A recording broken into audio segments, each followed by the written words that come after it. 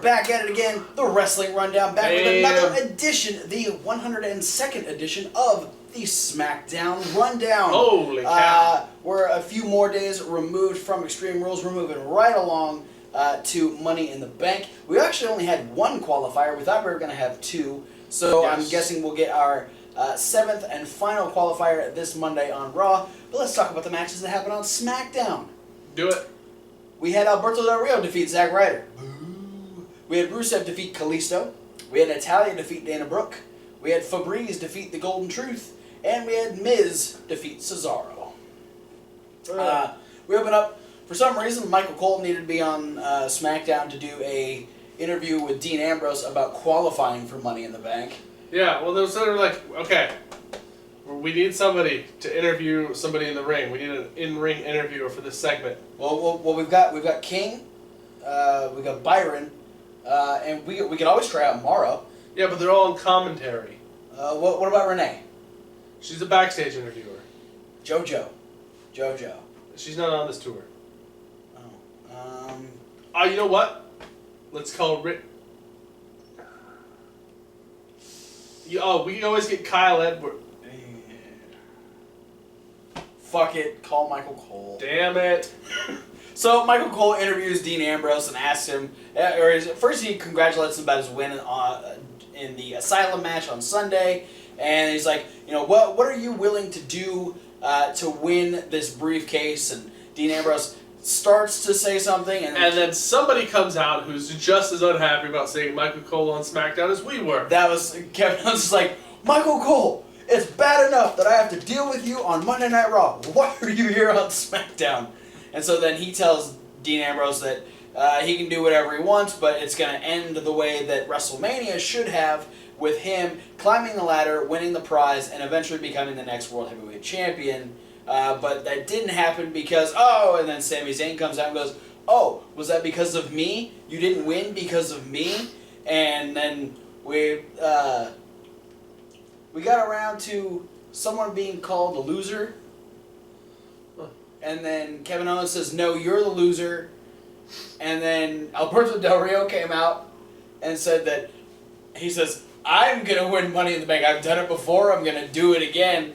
And Sami's like, you're not even in the match. So you have to qualify. You have to beat Zack Ryder tonight. And then Kevin Owens attacks Sami Zayn from behind. Wait, because Sami Zayn's like, Zack Ryder, the guy who won the Intercontinental Championship match at WrestleMania.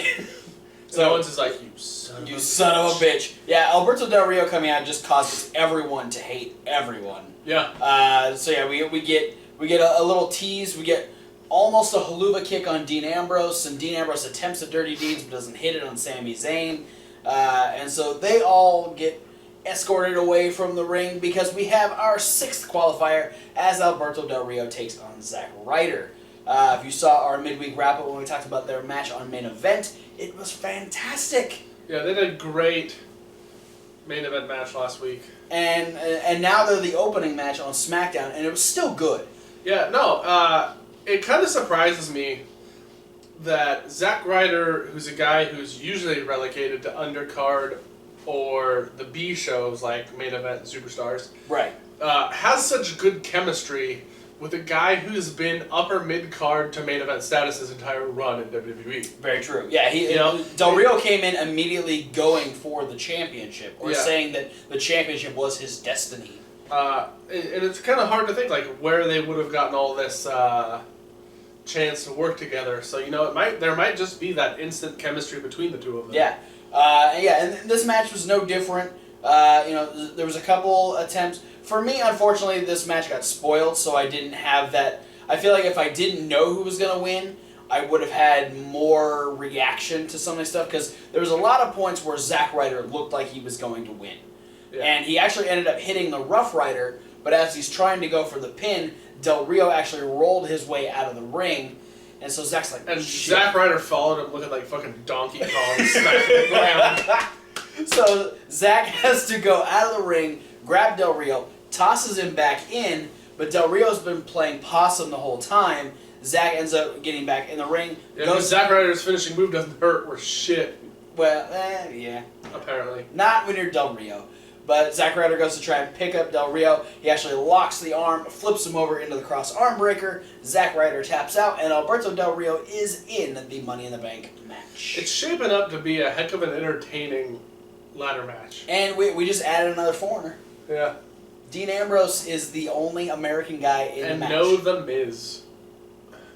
Thank God.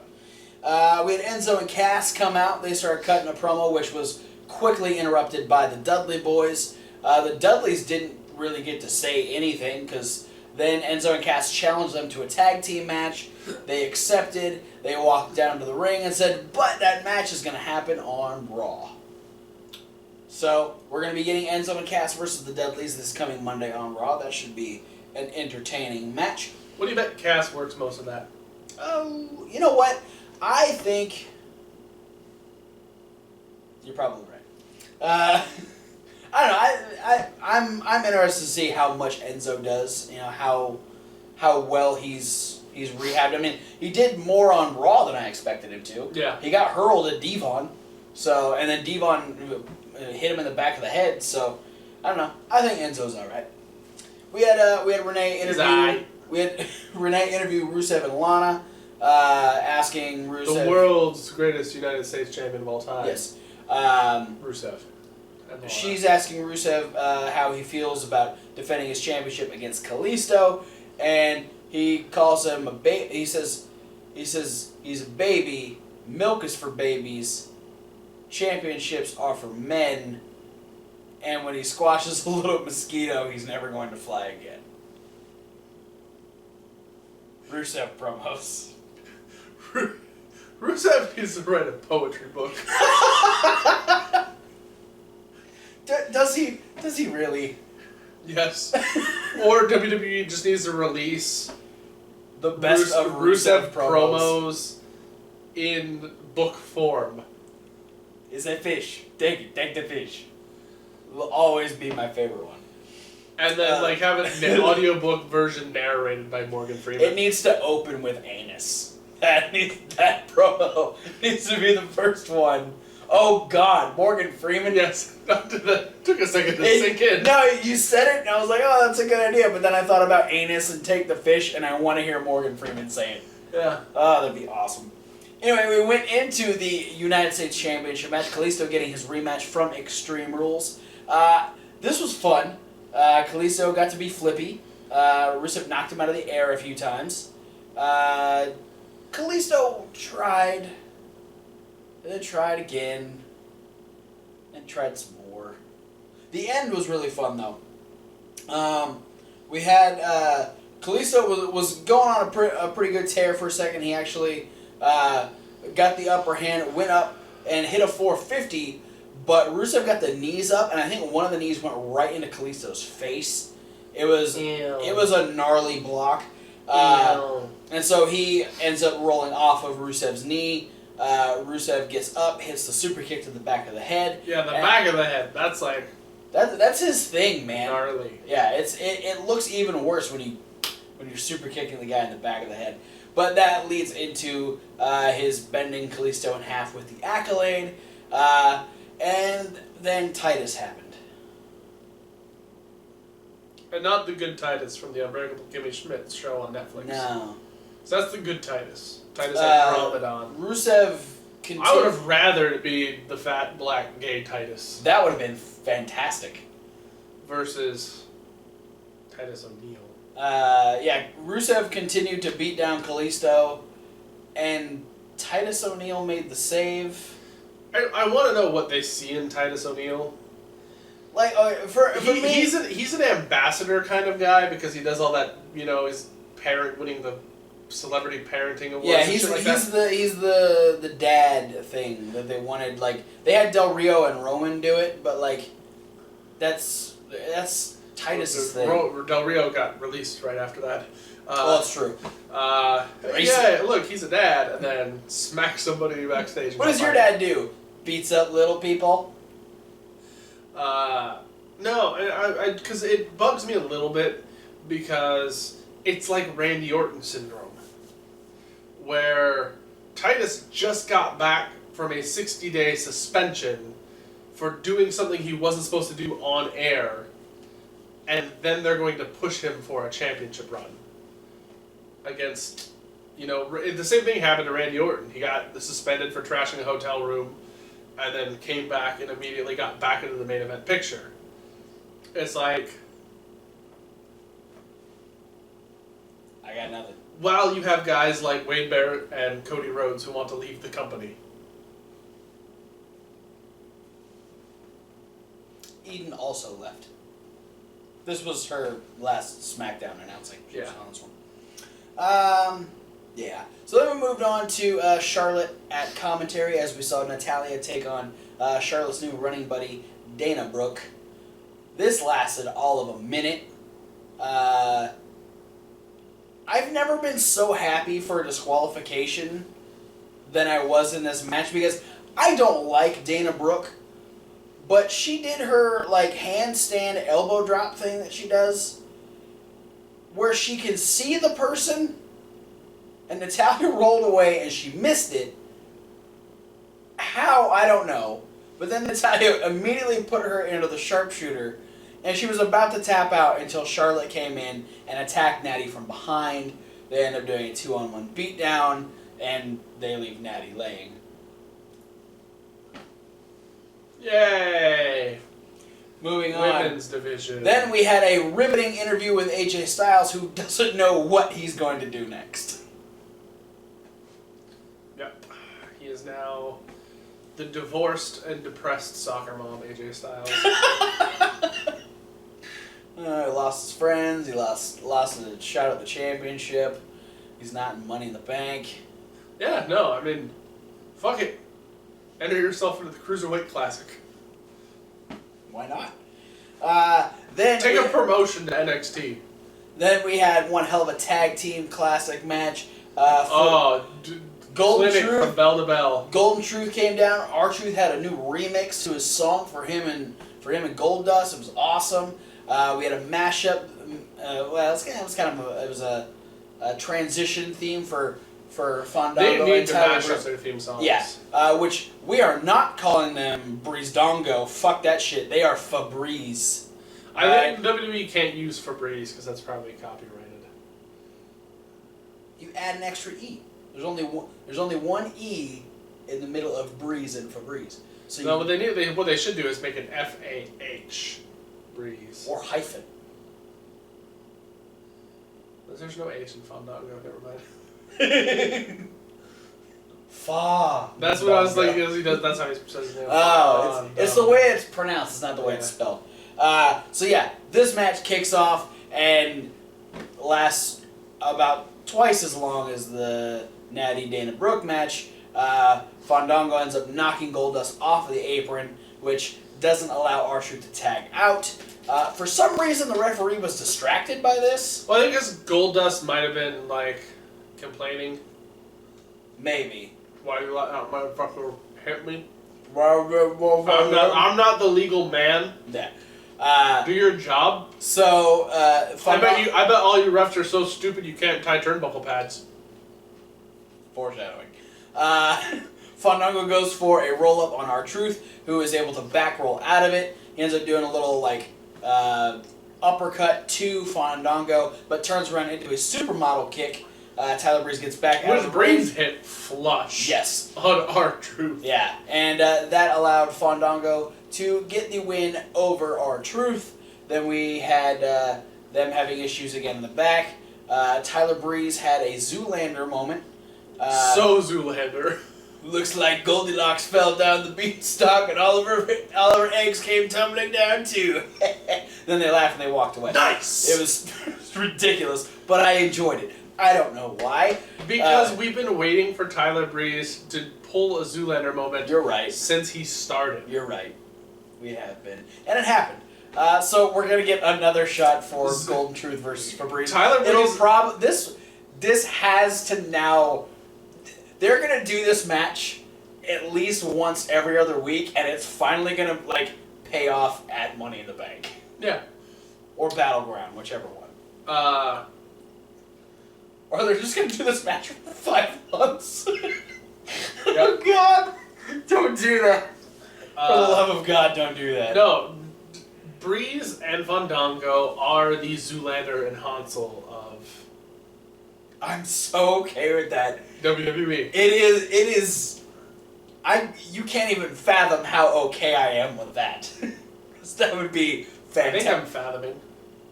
Are you fathoming? Yeah, you're pretty okay with that. Are you fathoming what I'm fathoming? Nope. Nope. Well, Seth Rollins came back to SmackDown, and his promo lasted about twice as long as the tag team match did. He came out and he trolled the audience. He just did the same beginning part of his Raw promo. He's like, you guys miss me? Yeah. Like, yeah. No, I mean, did you guys actually really miss me? Yeah. Too bad I can't say the same for you. Fuck you. Mic drop and leave. And Seth Rollins ran away. Then we go to our main event. Basically walked away. Yes. We go to our with no theme music, by the way. He just kept flicking his jacket. He's like, yeah, no music for me as I'm walking away from the SmackDown crowd. Anyway, the main event, the Intercontinental Championship match, Cesaro getting a shot because he qualified over The Miz on Monday Night Raw. They have amazing chemistry. Thinking about this now, that Miz has fit in so well with the grouping of Kevin Owens, Sami Zayn, and Cesaro. Mm-hmm. It makes me wonder. I feel like Miz might be an indie guy at heart. Miz, it wasn't until this particular storyline, I was so pissed when he took the Intercontinental title away from Zack Ryder, because I'm like, we've seen this before. Miz doesn't usually do anything when he gets put in this spot. It's just kind of the same shtick again and again. But he has proved that he is a far better wrestler than we ever gave him credit for. Yeah. And him and Cesaro fucking tear it down in this main event. They had to, because this SmackDown was lacking a lot. It gave them so much to live up to. They really set the bar high with all the other stuff. They could have had a garbage match and still had the best match on the card. But it wasn't a garbage match. It was actually really good. Good storytelling, specifically. We had good usage of Maurice on the outside, too. We had Miz at one point go over and start to untie the top turnbuckle, and the referee realized what he was doing, pulled him out of the corner, and while the ref was distracted, Maurice got up and she removed the entire top turnbuckle pad. That ended up getting blocked. Referee saw that it was there. He goes over and ties it. Has to run back. He doesn't quite get it fastened on because he has to go back and count a pin. And we just have some great back and forth stuff from Cesaro and Miz. Eventually, Miz gets to the point where he doesn't want to be there anymore. He realizes he doesn't actually have to win the match. No, so he takes his title and walks. Yeah. And gets... a very European uppercut. Yes. Cesaro catches him out of nowhere. Cesaro put some coffee on it. It scared me because Maurice was so close to Miz, and Cesaro just hauls ass when he comes around that corner, and just big ol' uppercut knocks Miz right in the face. Maurice would have deflected it with her Europeanness. Oh. Because it doesn't affect Europeans? No. Oh. Because it's the very European uppercut. So the French portion of her French Canadianness. I guess she would have half deflected it. Yeah. But she also has good reflexes though. So she got big boobs that he probably would have bounced off of. Whoa. Yeah. I said it. Anyway, Cesaro is able to toss Miz back into the ring, hits a crossbody. Miz kicks out, and Miz ends up Whoa, are you fighting playlists? What's wrong with you? No. God, I was just looking at me funny. Stop it. Miz shouldn't film in front of a live studio audience. Well, yeah. Miz kicks out and ends up backing himself into the corner where the turnbuckle pad was removed. And Cesaro goes for a big European uppercut again. Miz ends up running away and grabbing the pad at the same time. Cesaro goes shoulder first, the bad shoulder, into the turnbuckle. Miz hits a skull-crushing finale and retains the Intercontinental Championship. Yeah. So another great heel win for The Miz. He's racking them up. Another fantastic match. A good way to end this one hell of a SmackDown. I think we got it was like hell. Yeah. I think we got some extra time. SmackDown's going to be moving nights on July 19th. It's going to be live on Tuesday nights. That means you guys are just going to get a block of 4 days of us in a row now. Yeah. Sunday, Monday, Tuesday, Wednesday. Yeah. You're getting all the wrestling those days. So yeah, we'll have SmackDown Rundown will be your third video, and we'll be finishing out our week with the midweek wrap up. Yeah. So it's just going to be the week wrap up. Yes. It's just going to wrap up the end of the week. Yeah. And we're also going to be getting a brand split. And there will be a draft. Yeah. I did reread the article. I'm not excited for this. I could go either way. It just depends on how they handle it. You are brand split ambivalent. I am pretty ambivalent to the brand split. I mean, I like it to an extent because it does bring competition, which is something WWE has zero of. There's no competition because they have no other company that's near the level of WWE right now. Yeah. So it creates competition between the Raw and the SmackDown brand, which, I mean, it's a fabricated competition because it's within the company, but you have that thing, you still have the air of competition. Yeah, it's because once they're split, you're going to have the Raw locker room and the SmackDown locker room are going to be trying to outdo each other. Yeah. I mean, that's what happened during the original brand split. And if you remember, like, back to the original, like, the SmackDown era when they had, like, Eddie Guerrero and Chris Benoit when Paul Heyman was running it? Paul Heyman was running SmackDown, like, those shows were, like, button heads of trying to be, like, True. the best. You know, who's going to be the best? Because, like, Raw got all the, like, storyline attention, while SmackDown was putting on all the really epic matches. Yeah.